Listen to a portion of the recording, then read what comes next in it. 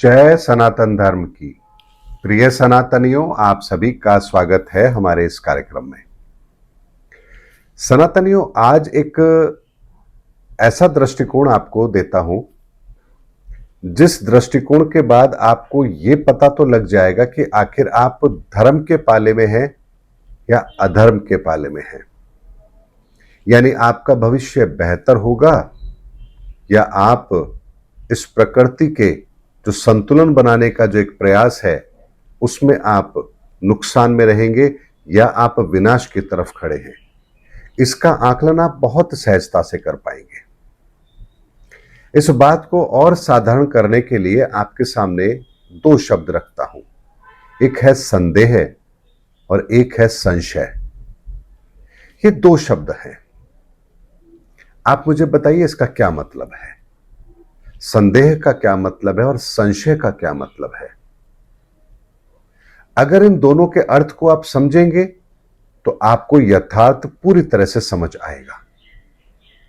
चलिए, आपके इस जिज्ञासा को शांत करने के लिए, समस्या को सुलझाने के लिए एक छोटी सी बात रखता हूं। अर्जुन को भगवान श्री कृष्ण पर संदेह था या संशय था? आप बताइए। भगवान श्री कृष्ण पर अर्जुन को कभी भी संदेह हुआ ही नहीं, लेकिन वो संशय में जरूर था। केशव, ये होगा या नहीं होगा, ये कैसे होगा, ये हम कैसे कर पाएंगे, ये संदेह उसको जरूर था। लेकिन संशय नहीं था कि जो हमारे साथ हैं वो परमात्मा नहीं है, ईश्वर नहीं है, भगवान नहीं है। इस बात का उन्हें कोई संदेह नहीं था। यानी संशय था कि हम महाभारत जीत पाएंगे या नहीं जीत पाएंगे, कैसे जीतेंगे, लेकिन संदेह नहीं था कि हम नहीं जीतेंगे। हां, इतना जरूर था कि कैसे जीतेंगे इस पर संशय जरूर बना हुआ था, लेकिन संदेह नहीं था। यही परिस्थिति वर्तमान के अंदर हमारे सामने भी है।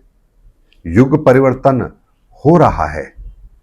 आपका संदेह है या संशय?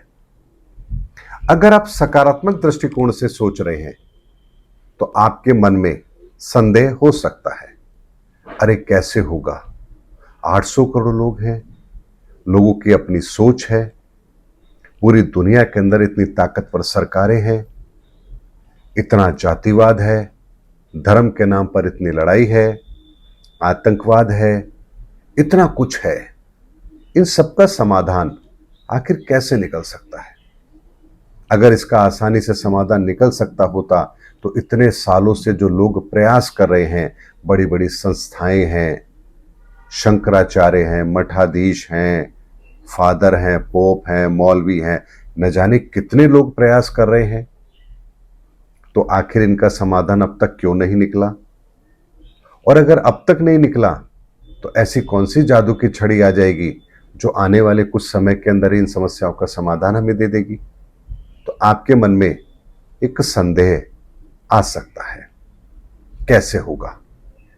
ये संदेह आना कोई बड़ी बात नहीं है, ये स्वाभाविक प्रक्रिया है। लेकिन कुछ लोग होंगे जो नकारात्मक दृष्टिकोण से सोच रहे होंगे। ऐसे कोई होता है क्या? आज तक दुनिया जैसी चलती आई है वैसी ही चलेगी, देखना कुछ नहीं होने वाला। 2026 भी चला जाएगा, 2027 भी चला जाएगा, 2028 भी चला जाएगा और कुछ नहीं होगा। ये वो लोग हैं जो संदेह करते हैं। संदेह करने वाले कभी भी सकारात्मक दृष्टिकोण से सोच ही नहीं सकते। क्यों नहीं सोच सकते? क्योंकि वो एक उस प्रक्रिया पर ही प्रश्न चिन्ह लगाते हैं। क्या ऐसा होगा? ऐसा कैसे हो सकता है? तो संदेह जो होता है वो हमेशा आपको नकारात्मक दृष्टिकोण की ओर लेकर जाता है, लेकिन संशय जो होता है वो आपके भीतर एक जिज्ञासा पैदा करता है, किसी चीज को समझने की एक तड़प पैदा करता है, आपको सच की ओर ले जाता है। आप बात की गहराई तक उतरते हैं और आप उन परिणामों तक पहुंचने की कोशिश करते हैं जो आप पाना चाहते हैं। और इसीलिए संशय जीवन के अंदर होना कोई बड़ी बात नहीं है। संशय होता है, होता आया है, इसमें कोई दुविधा नहीं है। लेकिन संदेह का होना इस संपूर्ण प्रकृति के नियमों पर एक प्रश्न चिन्ह लगाता है, और यह प्रश्न चिन्ह हमें ईश्वर से बहुत दूर लेकर जाता है।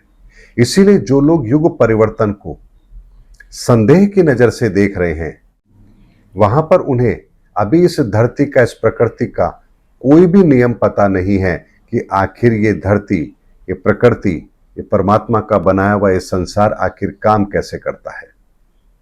इसीलिए सनातनी एक बात को समझ लीजिए, जीवन के अंदर, वर्तमान के अंदर जो इन परिस्थितियों पर संदेह कर रहा है, वो ईश्वर से कोसों दूर है, और वो कभी भी इस युग परिवर्तन को समझ ही नहीं पाएगा, और ना ही वो कल्कि को समझ पाएगा, ना ही वो कल्कि की गुप्त लीलाओं को समझ पाएगा, ना ही वो ईश्वरीय विधान को समझ पाएगा, और ना ही वो ये समझ पाएगा कि आखिर वो ईश्वर इस धरा के लिए कितना बड़ा कार्य कर रहे हैं।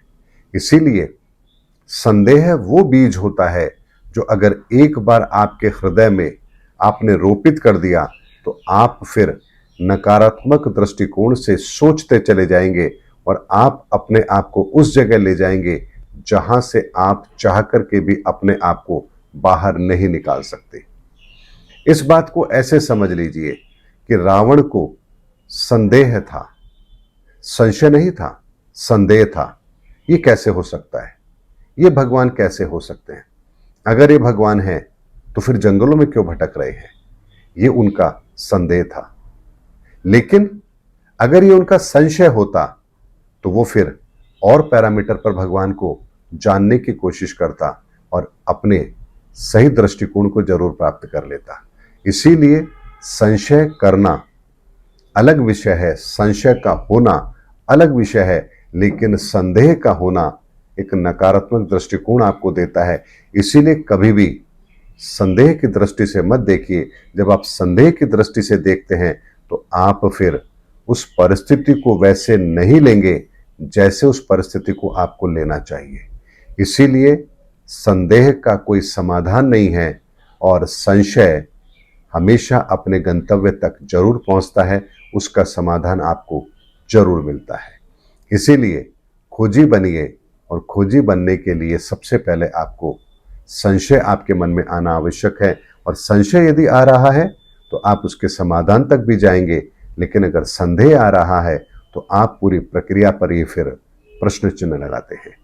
उम्मीद करता हूं सनातनी, ये दो शब्द जो छोटे से हैं, लेकिन ये हमारी पूरी की पूरी जिंदगी को इतने बेहतर तरीके से प्रभावित करने की ताकत रखते हैं कि जहां आप इस छोटे से अंतर के अंदर यदि आप अपने आप को डिफाइन नहीं कर रहे हैं, तो आप कब सकारात्मकता से नकारात्मकता की ओर चले जाएंगे आपको खुद को पता नहीं होगा। और वर्तमान के अंदर आप ईश्वर की लीला पर संशय कर सकते हैं, लेकिन आप नहीं कर सकते, क्योंकि ये कार्य तो होकर रहेगा और इसे दुनिया की कोई ताकत रोक नहीं सकती। युग परिवर्तन का कार्य चल रहा है और पूरा होकर रहेगा।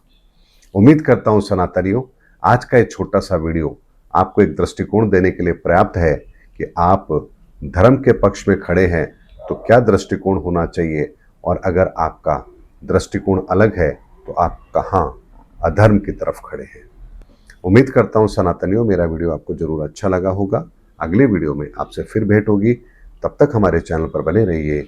जय सनातन धर्म की, जय धर्मयुग की, जय सनातन विश्व।